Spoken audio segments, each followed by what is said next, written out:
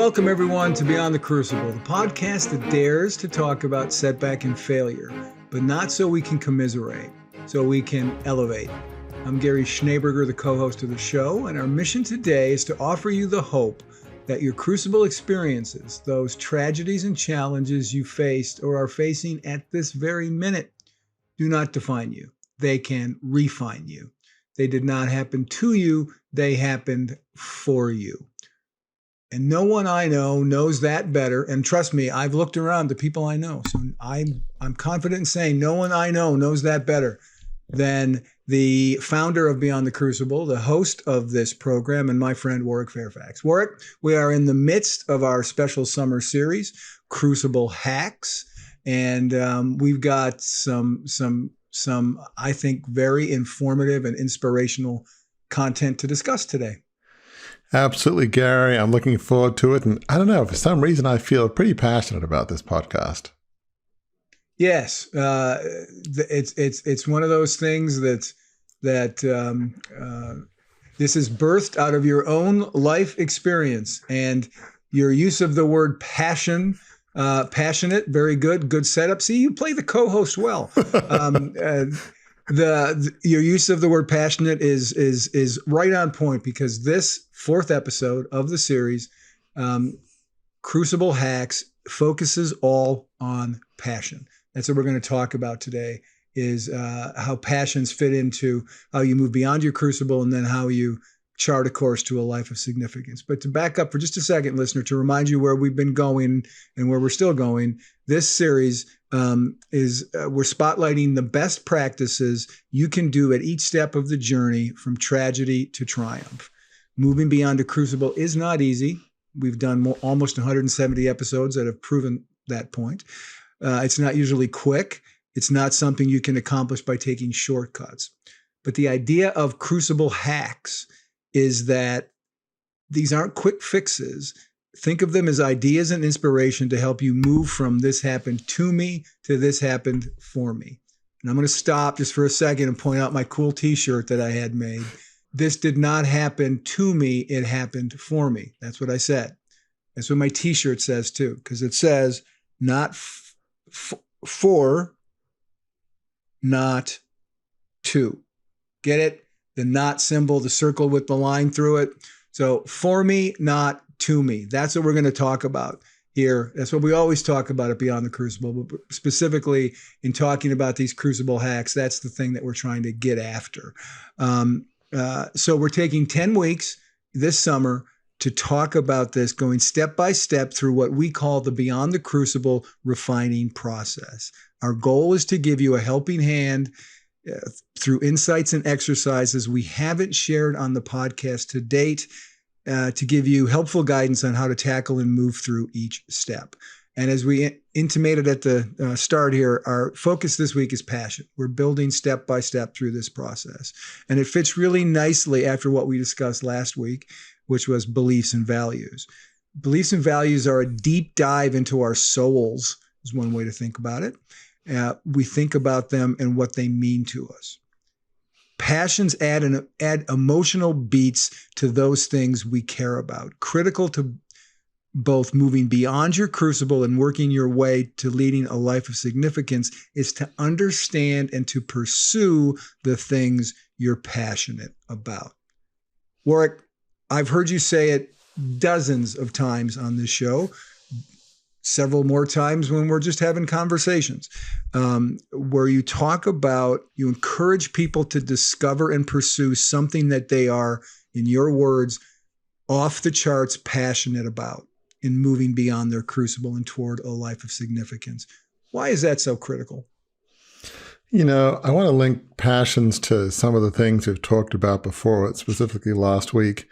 Passions often grow out of our beliefs and values. There's definitely an inextricable link between beliefs and values and passion. And they're often fueled, not always, but often fueled or even created amidst the furnace of a crucible experience. So we often say, you know, your worst day doesn't have to define you. Sometimes our worst day, there can be a hidden silver lining. It can fuel our passion for a vision that will help others, that will lead to a life of significance. So it's weird. Passion is often in the worst of times, they can be the best of times. To quote a novel, what was it? It was the best of times and the worst of times. It's Dickens something, I think. There you go. I think it is. I think it's Charles Dickens' Tale of Two Cities, I believe. There you go. In the French Revolution. That English major paid off in college. There you go. It's an old movie back in the 30s, I think, on that. But anyway, so really, that passion can often be fueled in the worst of times. And it's not always, I think for most of our guests, that is the case, that it's born in the worst of times. But it can also come from dreaming something that, wouldn't it be so wonderful if that existed? You have daydreaming when you're a kid and as the years go by, and gosh, it'd be great if this was invented, if this existed. So passion is really, it's critical. It comes from our dreams, can come from our pain.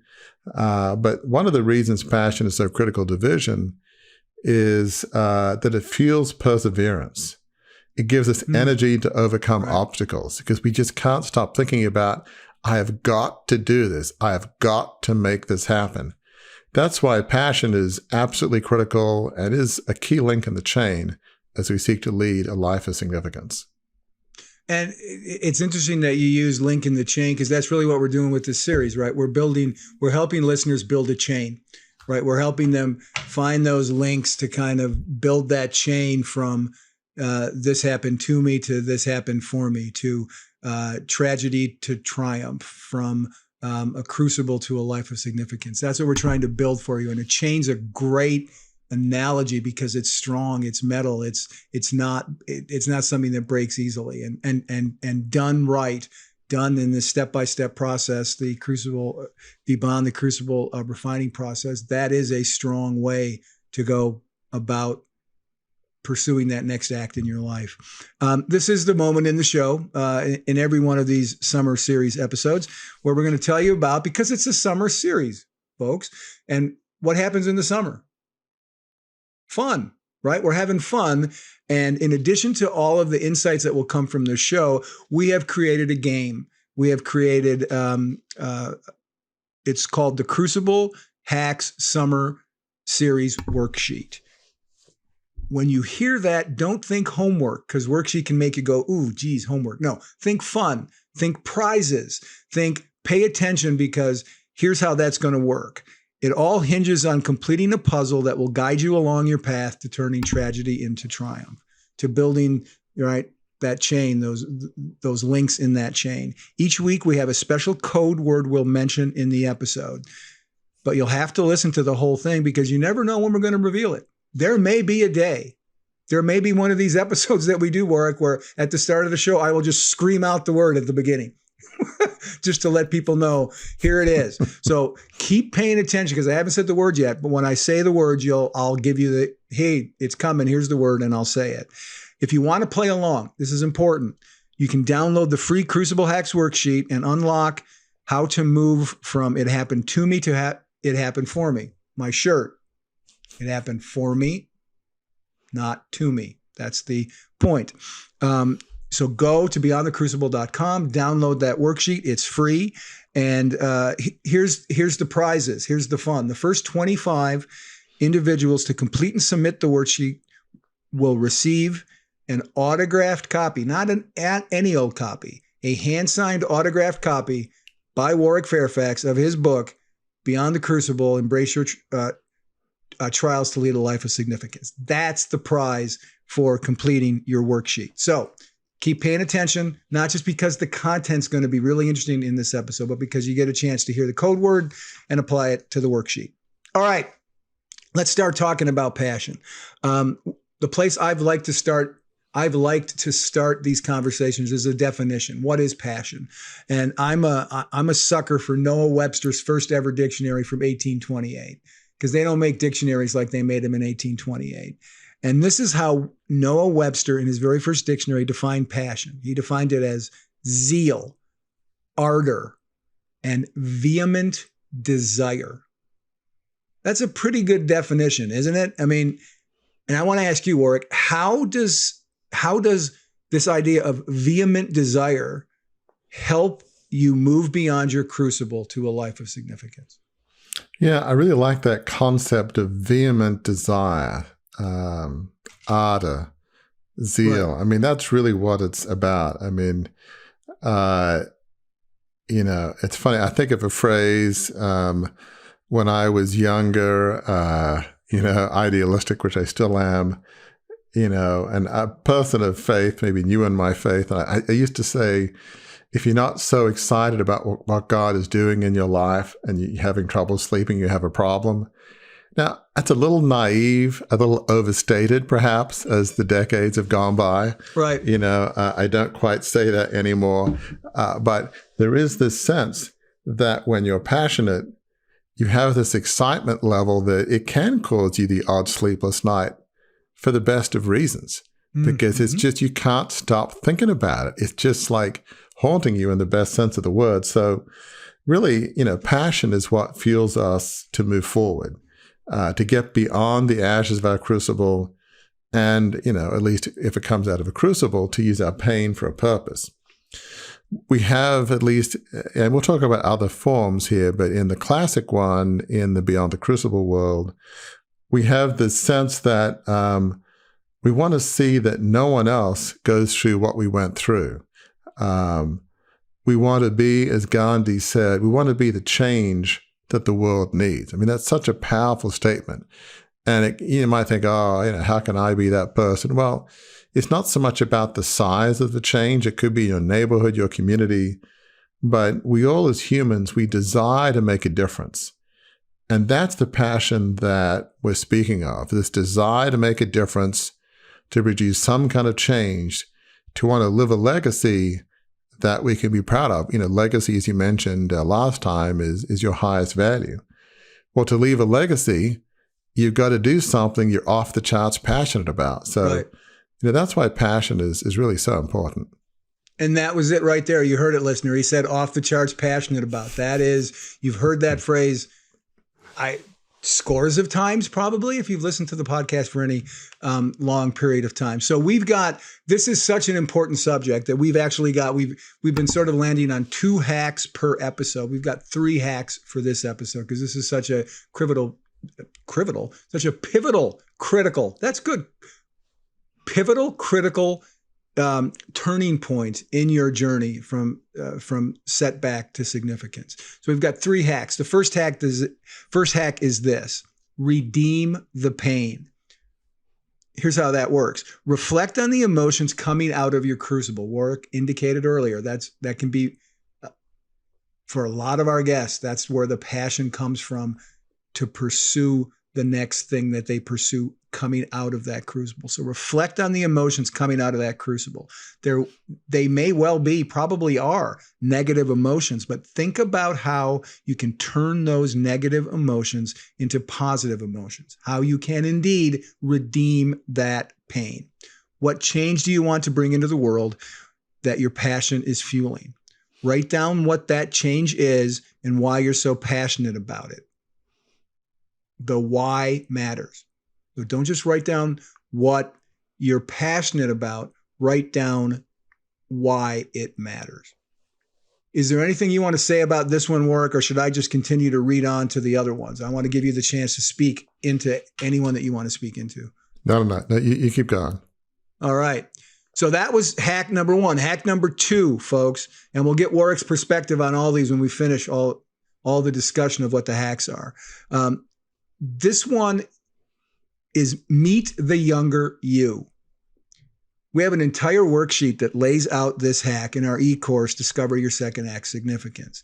It asks several questions for you to ponder about your younger, dare I say, more carefree days. Why go into the past to chart your future? Because often your true calling is buried in your youth and the things that brought your heart alive then. So we're going to drill down, and as you ponder this meet your younger you hack, listener, we're going to drill down on just one of the questions that's on that worksheet. And that's this. We will post the whole worksheet in the show notes for this episode. But here's the question. Remember two things that we've encouraged you to do since we started this series. That's not the question. This is the exhortation before the question. I fooled you. Don't overthink it. Go with the first thought or thoughts that pop into your head. You can unpack why they popped into your head later. And two, be sure to jot down your thoughts in that Crucible Hacks notebook that we've been encouraging you to keep as we've been going through the first episodes of this series. Okay, here is the question. What did you dream of doing when you grew up? As a younger person, right? The younger you, what did you dream of doing when you got to that point, whenever that point was in your mind's eye, when you grew up? Think about that. First thing that pops into your head, jot that down, and then you can come back and unpack that and take as much time as you need to do that. Here's the third hack, and then we'll get some perspective from Warwick. Call in reinforcements. We say often that bouncing back from a crucible is a team sport. Call in reinforcements. We're not the only ones who know us really well. Close friends and family have insights we often don't see easily ourselves. When we're lost in our thoughts, distracted by challenges, or just plain busy, they continue to see what we might miss about what makes us uniquely and fundamentally us. So let's shift perspective from looking at our younger selves to asking those who are close to us currently this important question. When do you see me light up the most? Another important question that's related to that. What am I most passionate about? Ask a lot of people these questions because each may have a different helpful perspective. Then be sure to write down what they tell you and how you feel about what they tell you in your notebook. So those are the three, Warwick, those are the three. Quickly to review, redeem the pain, meet the younger you, and call in reinforcements. It's a lot of information to pack for you to come have a response to. So what are your thoughts about all of these things that we've been talking about? Why are they important? How can folks really get into them and really begin to get some value from these hacks? I think each of these three exercises, each of these three hacks can really be helpful in you focusing in on what is it that you're most passionate about. Certainly with the first exercise, redeem the pain. Crucibles, as we've mentioned, they can be extremely painful and they can be life-changing. But as many of our guests have found, they can contain a gift. I can't tell you how many guests we've had on the podcast that said, what I've been through is a gift. Right. It's like it makes no sense. It's like, as we've often said, Stacy Kopass, who was a woman that became a paraplegic in an above-ground pool, diving into it when she was a teenager. She said what she went through was a gift, which makes no sense. But what she means is nobody wants to go through that. But the person she became, with the knowledge she had and the heart, compassion, speaker, coach, consultant, she couldn't have got there without that. It's a very, hard-won gift, if you will. And she also inspired you, right? Because you were kind of at that line of demarcation where you weren't quite ready to say what happened to you in losing the family media company was a gift. And yet after talking to Stacy Kopass, you realized, yep, that's a gift. And many passions that you've been pursuing, right, that come from the pain of that gift that you realized was a gift, right? So well said, Gary. I mean, in one sense, she gave me a gift of realizing that my crucible, it was deliverance in a sense, in the bondage of a 150-year-old family media business to become whoever I wanted to be. That was a gift. So I came to realize that my pain of losing that $2.25 billion takeover, 150-year-old business, was a gift because it allowed me to be the person I am now and the family and my kids to do whatever they want to do without the obligations of, being, another cog in the dynasty. Crucibles, they can give us purpose. and passion that, pulls us out of the pit to a vision that leads to a life of significance. So there can be a gift amidst the pain. Now, thinking about the second exercise, second hack, I think of Robert Miller, who was on our Second Act Significance podcast series. In his younger days, he yearned to be a rock musician, but he ended up, as he said, had the misfortune of being a very successful bankruptcy attorney in New York. It was unfortunate because he was doing really well and making lots of money.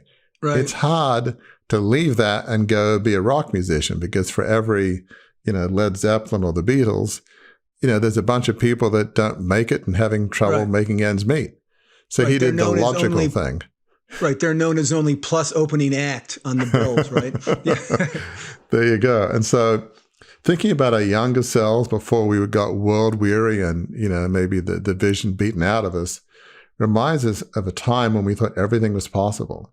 So we might find our passion to make a difference, contribute to the world in some way, or do something that makes our hearts and other hearts come alive. That may be the seeds of that in those dreams of when we were younger. And really, when we think of that third hack, that third exercise, listening to others who know us well can be helpful. Sometimes you think, our friends and family, they don't really know me. Well, you're probably wrong. They probably really know you much better than you think. And they've probably heard of our dreams. Maybe not, but I can't imagine Robert Miller never said to another soul, another sibling, another friend, man, wouldn't it be great to be a rock musician? Right. I'd be staggered if that was a secret. I don't think it was. I'd be really surprised. So you'd be surprised how many people know what our dreams were. And, those dreams can collectively chart the areas that they're really passionate about. So, we're not always aware of how much others know about us and what we care about most, but I think they can be affirming and confirming about who we are and what we're really passionate about. So, pay attention to all of those three hacks, what we can learn from our hardest, most difficult crucible, what that says about our passions, the change we want to be in the world, what the dreams we had when we thought everything was possible when we were younger, and how much other people who really, friends and family really know about us, who can really give us an indication and a confirmation of what we're really passionate about. Right. And I didn't think about this. I love when this happens on this show, especially this summer series. I didn't think about this until you were just talking, but all three of those hacks, right? The redeem the pain, meet the younger you, call in reinforcements. All three of those hacks at their core, right? At their foundation have this idea of excavation, right? You're going on you're kind of like Indiana Jones in some way, right? You're going on this quest to pull out things. In some cases, it's pull out passion from your pain. In some cases, like meet the younger you, it's to pull out forgotten passion from your youth.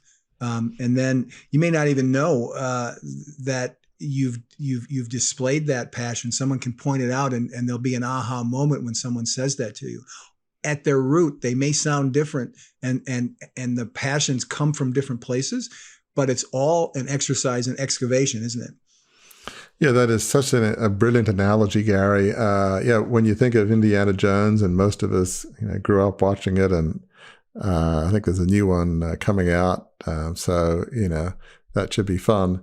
But sometimes passion can be, like a diamond, just surrounded by rocks or granite.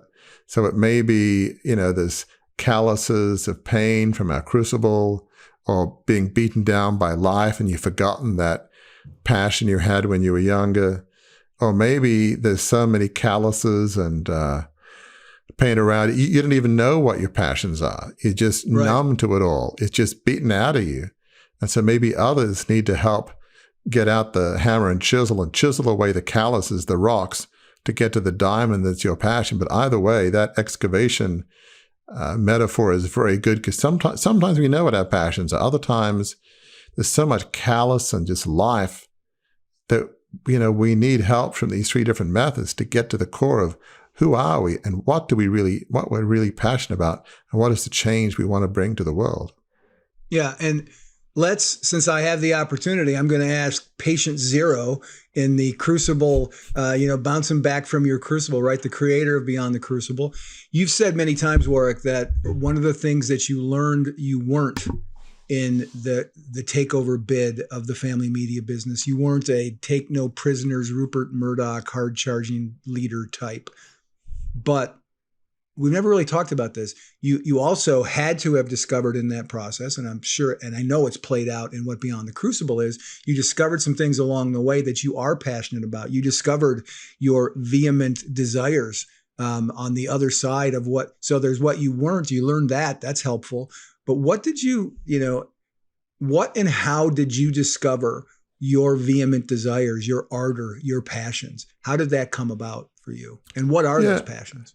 Yeah, it's a good question. I mean, in terms of who I was, I knew I wasn't like a corporate raider, business executive type. I realized I'm more philosophical. My dad would have been a good philosophy professor. He was a good writer, not particularly a good businessman. But I'm afraid the founder of the company, John Fairfax, 5 generations ago, was a great businessman, but the genes died out over the generations. But I realized I was a reflective advisor, but it took a while to uncover what I was passionate about. Because like back to the excavation analogy, I had calluses of pain and confusion and, really,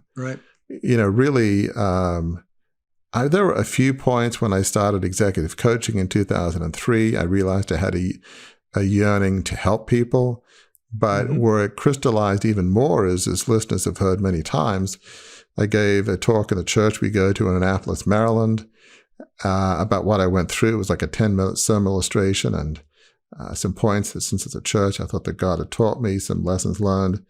When people came up weeks and months after and said, Warwick, your story really helped me. And I'm thinking, there aren't any out of work kind of media moguls, former media moguls in the audience. Right. It's just your average cross-section of society. That's when it's like, if talking about your worst day is painful. I tell you, when I wrote the book in those early years, after a couple hours, it was so incredibly painful. I was done. I just could not write anymore. It's like, I just need a break. It was pretty traumatic. But what fueled me to keep going is, if I can help other people get beyond their worst day, I didn't quite voice it that way, but if this can help other people, that passion to use my pain to help others, that got that book written. Without that passion to help others, the book wouldn't have got written. It took years to get it written and years to get it published. Why did I keep going? Where was the perseverance? It all came out of my passion to help others and change the world in some small, small way. I don't tend to think of myself changing the world, but if I can use my pain to help lessen somebody else's pain or have a sense of redemption, that there is hope, that your worst day doesn't have to define you.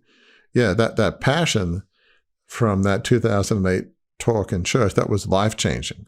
And without that passion, Beyond the Crucible wouldn't exist. The book wouldn't exist. It wouldn't. Right. It was took too many years, too difficult.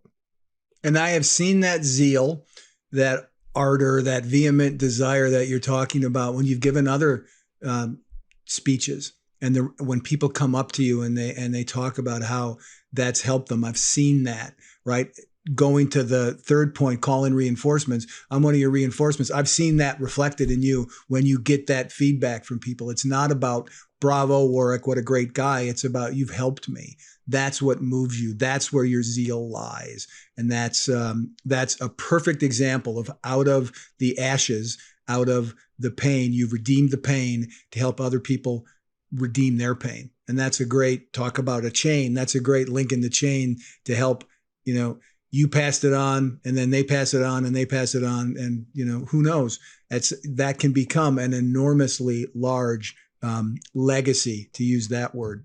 So we've got one last bit of business to go over before we land the plane, as we like to say here at Beyond the Crucible. And that's this. What's that code word for the Crucible Hacks worksheet? You've probably been sitting there, listener, waiting for me to reveal it. Well, 3, 2, 1, here it is. The code word is create. That's the code word, create. This week, week 4, code word for the Crucible Hacks worksheet is create. Remember, fill it out. You find it at beyondthecrucible.com. Fill it out. Turn it in after you finished it.